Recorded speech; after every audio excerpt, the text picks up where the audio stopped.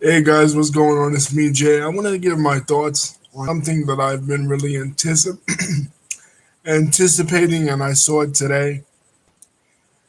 It is the Saved by the Bell reboot.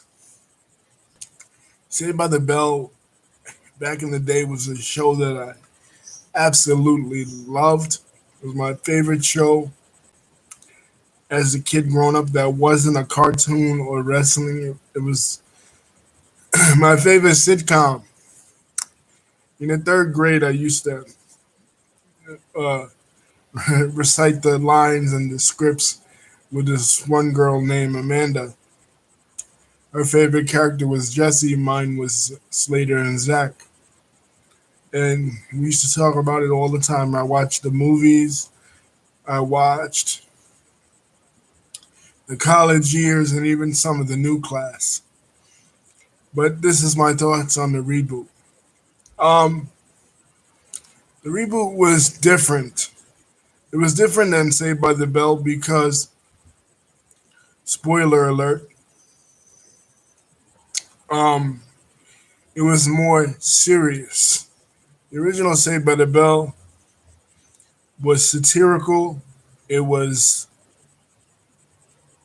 it was like they lived in this perfect sitcom world. It was sort of like a high school version of the Brady Bunch. They never really had any real problems.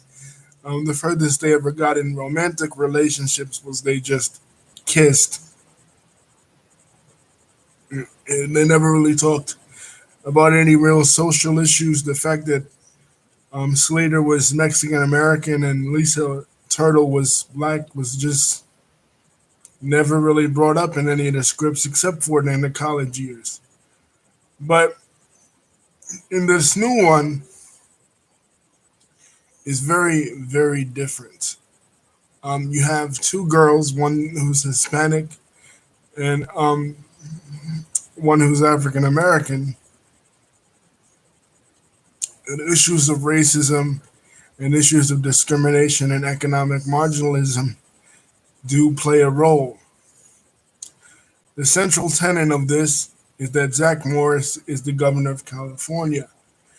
And Zach, as the governor of California, has cut school funding to California inner city schools. So this ripple effect of trickle down economics causes the other school, which is Douglas High School, which is an inner city school, to close. So the kids have to move in from the inner city school to Bayside, where they're confronted with rich, white, privileged kids that live basically the Bayside existence. And and the show revolves around how these students manipulate the various cultural differences between themselves in this inner city quote unquote bad school and the Saved by the Bell Bayside School.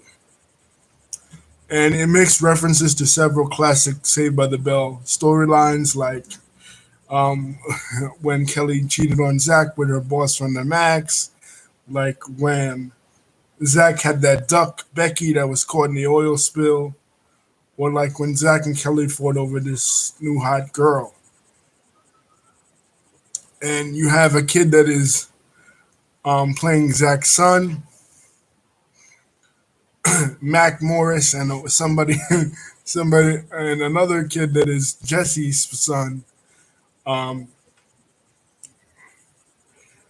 Jamie Spano, and you have another girl who's like she's sort of like a Kim Kardashian type. She's a transgender girl named Lexi with her own reality show. That that follows her around. And what I really liked about this show was that sort of like how Slater and Lisa's ethnicity was just thought of as something that just was, and it was never made an issue of in the original. it's kind of like how this one, they never really made an issue of the girl's transgenderism. Even when she starts to go out with Jamie, Jesse's son,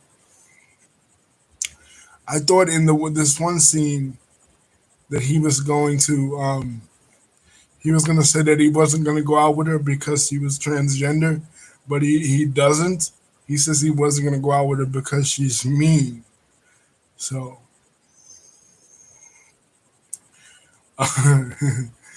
they never really made it an issue. It was just kind of something that, just happened to be there, which was a new kind of evolution in the way that TV shows tackle transgenderism, especially high school shows, because before that,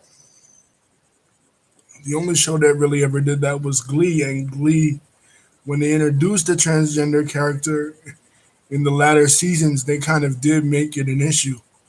But it was interesting that they really didn't, considering that race and ethnicity and economic disparity plays such a significant role in the show, in the new show, in ways that it really didn't in the first one. Because you see, like, there's this one episode where the kid Devante is accused of stealing a bunch of iPads from the school, and everybody in the school blames this kid. He's unfairly maligned because of his race, and it brings up the issue of racism in the school. Whereas you didn't really see that in the first show, racism and bigotry become a huge. It basically becomes the biggest centerpiece of the entire new show, and the clashes between the kids from the inner city and the kids from Bayside, and it kind of parodies the also perfect motifs in a kind of ironic meta way. Um, of the original. Sort of like if you ever saw um, the Brady Bunch movie, a very Brady sequel, kind of the way that it did that, where the Brady Bunch people are acting like they did, on the show, and everyone else is just laughing at them, like how stupid and simplistic they could actually be. It also kind of reminded me of Dangerous Minds in a way. Dangerous Minds was like the inner city bad school, and this teacher really whipped them into shape. Well, that's kind of like how this is.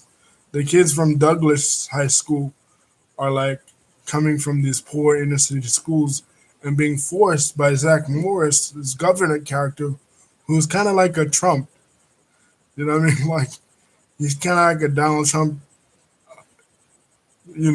type character in that he's rich and he's privileged, and he doesn't even want to be governor or know how to govern. He just got to be governor by trying to get out of a parking ticket.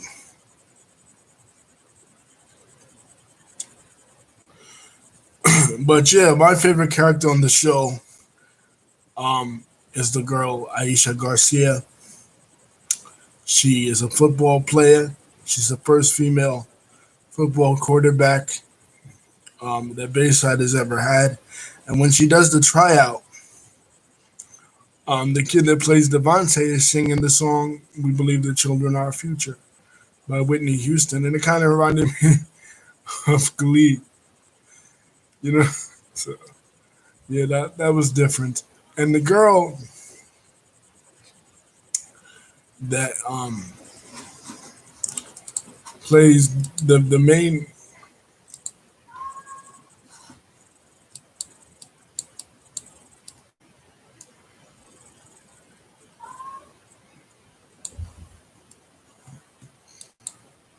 Sorry, the girl that plays the main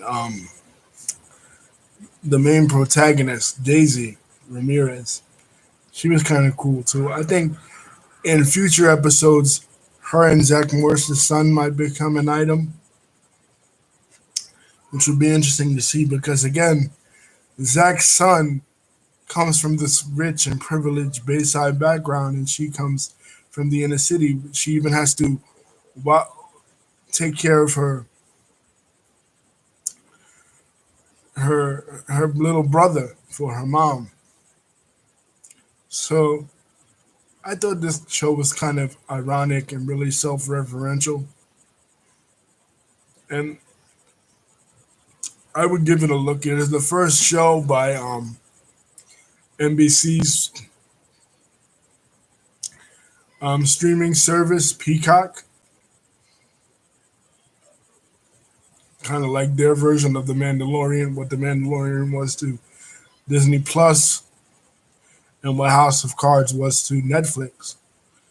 But give it a watch, guys. If you're a fan of the original, you will love the references to the original, the teen line references, the offhand reference to Tori, the girl that was in season 5 of Saved by the Bell when Tiffany Amber Thiessen and Elizabeth Berkley left the show, and just a couple of really references to things that were obscure that only really hardcore Saved by the Bell fans would really get and understand. Like the fact that the principal's name is Rod, the name of Mr. Belding's brother in one of the episodes, when the episode where they went on the ski trip. But yeah, I really love this show, guys. It's a different take. And what I one line I love from Mario Lopez, he says in the show, he says, you know, when we were kids, we all laughed at you. To Jesse, he says, when we were kids, we all laughed at you, and we all thought you were kind of dumb and stupid. But now all the kids, this whole generation, we're all just Jessies, you know. And it's kind of true because when the woke stuff really started happening in 2012, and a lot of social justice warriorism started to come and creep into existence, that's what everybody said. Everybody was like, you know what? Everybody, the whole world turned into Jesse Spanos. How Jesse Spano, back in the day was always complaining about feminism and male chauvinism and all this kind of social justice warrior type stuff, environmentalism and everything. And everybody just kind of laughed at her, just like the kids at Bayside did. But everybody is kind of like her now. Everybody is woke. Everyone is like little Jesse Spanos. you know, I mean, the whole generation of kids that were raised on Saved by the Bell, 90s babies, millennials turned into Jesse Spanos. you know, you know. And like Voorhees, they said she wasn't going to be on the show, but she is on the show. She does make a guest appearance in one of the episodes. Um, she's in Paris as a fashion designer, of course. Why wouldn't she be? And they make a reference to Dustin Diamond's character of Screech, which um I didn't get at. I got it at first because they said him and Kevin. I'm like, oh, well, they turned Screech's character gay, but then I remembered it wasn't Kevin, a guy. It was his robot, that he had built. They make a reference to several of the movies, like The Wedding in Las Vegas and the one they did in Hawaii, where the gang saved Kelly's father's Hawaiian resort. And Little Yachty does the theme song. So it's a remix of the original theme song. But yeah, check this show out, guys. Saved by the Bell. My favorite show as a kid, coming back. So I never thought we would see it ever again. And they kind of make fun of it. Like I said, it's kind of meta humor. What I mean? They're mocking the simplicity of the show. They mock the caffeine pills. Jesse has a book out of how she's 20 years clean from caffeine pills. And then there's this one part